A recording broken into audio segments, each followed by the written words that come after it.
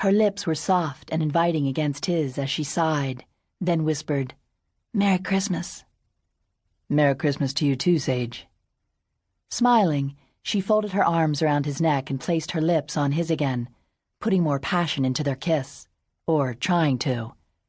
"Travis." "What?" "Kiss me." "I did." "I mean really kiss me," she said and growled sexily. "You're allowed to kiss sexy, you know, even though it is Christmas." "Sage, please." Nervously, the young man glanced toward the windows.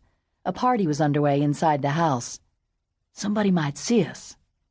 She removed her arms from around his neck and blew out a gust of air. "Oh, for heaven's sake, Travis. You're so damn proper. Nobody is looking. And if anyone is, who would care if we're out here necking?" "Mother would care." "Do you like your bracelet?" Temporarily distracted, she replied, "Of course I like the bracelet. What woman wouldn't? It's beautiful." Raising her arm, she shook the heavy gold bangle around her wrist. "I'm glad you let me open my present tonight instead of waiting for Christmas Day." "This way you can enjoy it over the whole holiday." "That was very thoughtful of you. Thank you." "I still sense that you're disappointed."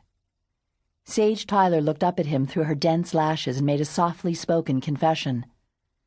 "I thought you might give me my engagement ring for Christmas." Before he could say anything, she rushed on.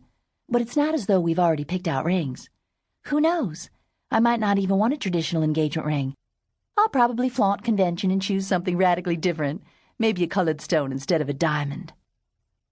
Travis cast his eyes down to the white leather pants she was wearing. Her sweater was appropriate enough, white angora with a tasteful amount of glittering studs and rhinestones sprinkled over the shoulders and upper bodice. The pants, however, were definitely a fashion risk. He smiled weakly. "Nobody ever accused you of being conventional, Sage." "Thank heaven for that." A movement of her head sent her mane of dark blonde hair swinging over her shoulders. "I thought your mother was going to have heart failure when I came downstairs and joined the party wearing these pants." "Well, she, associates leather clothes with Hell's Angels and rock stars, I guess." Maybe I should have worn something in a nice pastel taffeta." He frowned in disapproval of her sarcasm. "Mother is mother. She and her friends are more or less alike.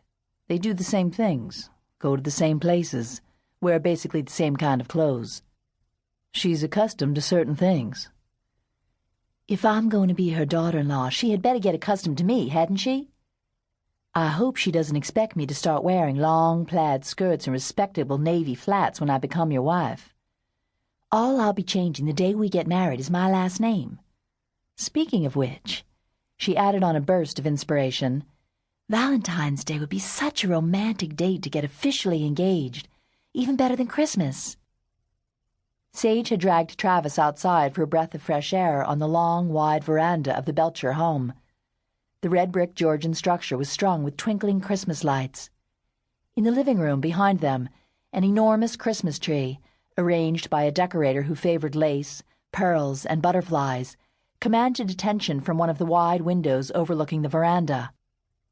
3 evergreens had been temporarily transplanted in the front lawn and decorated for the benefit of passers-by, who came from all points of Harris County to view the elaborate Christmas displays the residents of this affluent Houston neighborhood put up each year.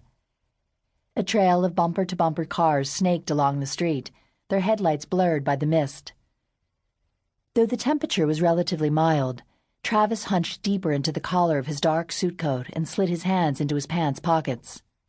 This belligerent stance never failed to irritate Sage, who thought it made him look like a sulky rich kid. It usually meant he had something unpleasant on his mind that he dreaded discussing.